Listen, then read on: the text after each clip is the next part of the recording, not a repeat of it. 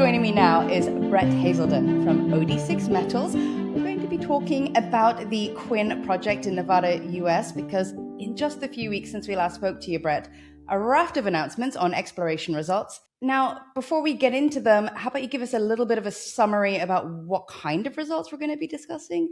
Assays from rock chips and also some channel sampling. Can you explain the difference? Yeah, so rock chips can generally be a little bit selective, so people can take the best looking thing in there, send it off to an assay lab, and then suddenly they get really fantastic results.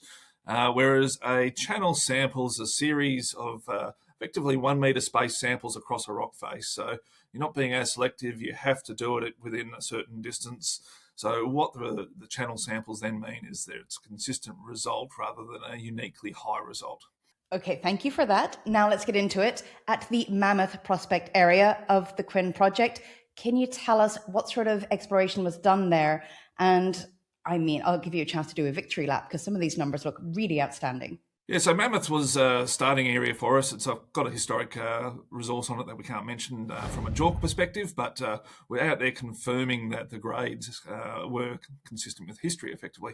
So we've done a series of rock chip samples, obviously got some good numbers there, between 30 up to nearly 60%. But the key for us there was the channel sample results. 12 metre face there, 40.8% on average across that face. So big wide intersection and really good grades. Anything greater than 30% is generally deemed as economic within the existing world. So yeah, great result at Mammoth. And with no time to waste, you did turn around and release more results recently, this time from the Horseshoe prospect area. Please tell us about these. Yeah, so Horseshoe, again, a little small mining area that they had in the past. So again, some good historic grades there.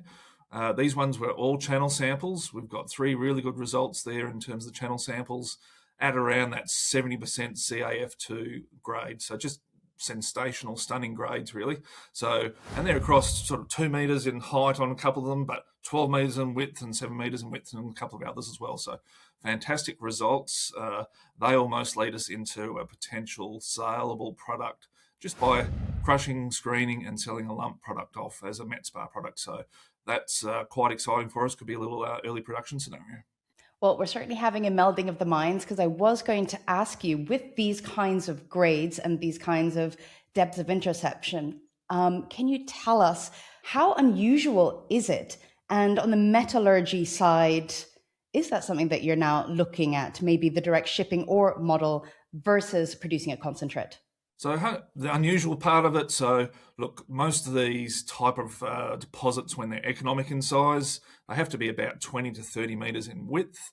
So we've sampled a 12 metre face as a starter, but we've seen the cross sections, and we've put out cross sections in the past showing 20 to 30 metres in thickness there, extending up and down the hills. So looks to be a big deposit from that point of view. If you compare it to some other people around in the world or some other little deposits, what you'll generally see is higher grade in some respects. Maybe you get 60 to 70% grades, but 1 to 2 metre narrow veins and very hard to mine. And obviously, from an economics point of view, it doesn't really work. From a metallurgical perspective, so DSO model would be a really easy and early starting project. So get on there, crush and grind it, as I mentioned. But metallurgy-wise, we will continue to look at, can we upgrade this to an acid spar product, which is generally a crush, a grind, and then a float, a bit like copper to some extent.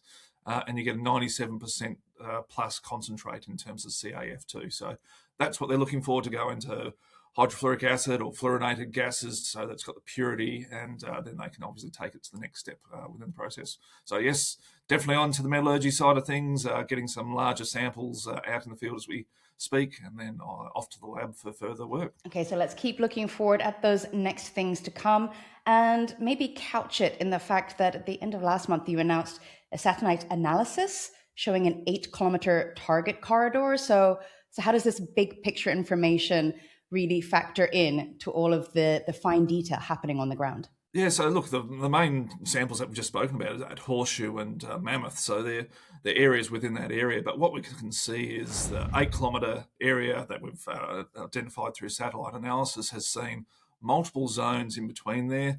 Some of them have got some historic assays on there as well, so we can talk about Jumbo and Big Jim and all those, but we'll be out there doing some on-ground work shortly. But it just sort of starts to say, hey, this is actually quite a scalable product. It's not project. It's not just the little bit sticking out the side of the hill. It looks like it'll continue through there.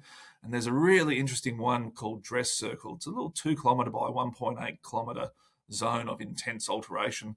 And when you see alteration coming from surface from a epithermal deposit, it really gets the geologists excited. I'm a metallurgist, but I still get excited by some of these things because large potential for more fluorspar. But being epithermal, who knows what's there? It might be maybe a little bit gold or copper or some base metals as well. So we'll do some sampling around that and see what we find. And please do come back soon with plenty of pictures for show and tell for the audience and in particular those very excited geologists. Beautiful.